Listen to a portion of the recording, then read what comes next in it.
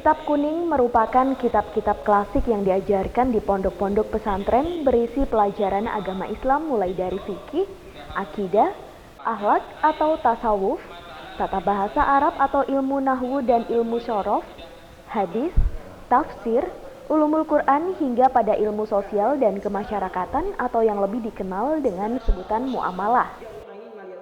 Disebut kitab kuning dikarenakan memang kitab-kitab tersebut kertasnya berwarna kuning sebagaimana kertas-kertas di zaman dahulu.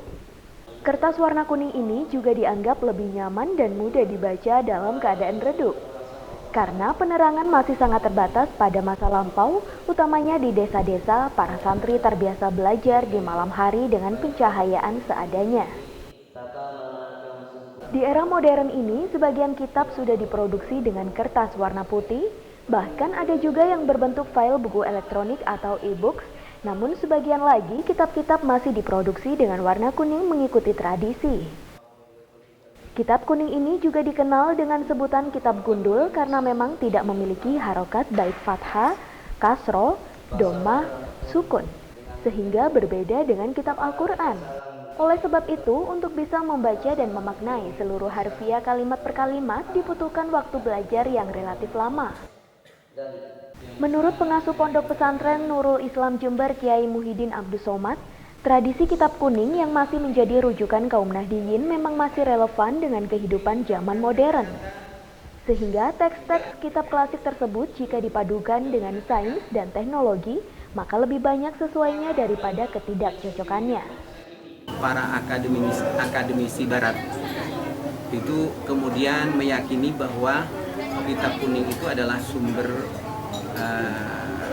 ajaran dalam kehidupan ini yang digali oleh lingkungan pesantren dan sesuai dengan kebutuhan zaman modern.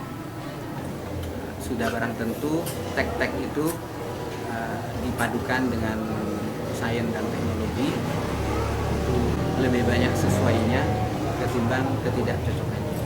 Oleh sebab itu, warga Nahdiyin terus melestarikan pembacaan kitab kuning yang sebagai salah satu rujukan keilmuan. Tidak terkecuali Gerakan Pemuda Kebangkitan Bangsa atau yang disingkat Garda Bangsa yang setiap tahun menjelang Ramadan menggelar tradisi lomba musabaqah kitab kuning di setiap daerah di tanah air.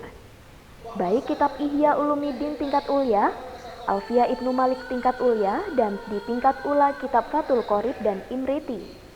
Karena ilmu Islam yang diperoleh dari tradisi akademik kitab kuning dinilai tidak radikal. Di mana pada akhir-akhir ini gerakan fundamentalisme terhadap bangsa Indonesia ini luar biasa gerakannya. Kenapa?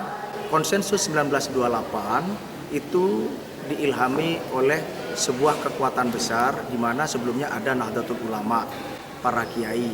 Artinya ada proses kepemudaan yang dilakukan para kiai-kiai kita melalui kajian-kajian kitab kuning terhadap konsensus 28 yang dinamakan Sumpah Pemuda. Dari Jember, Tim Liputan Jember 1 TV melaporkan.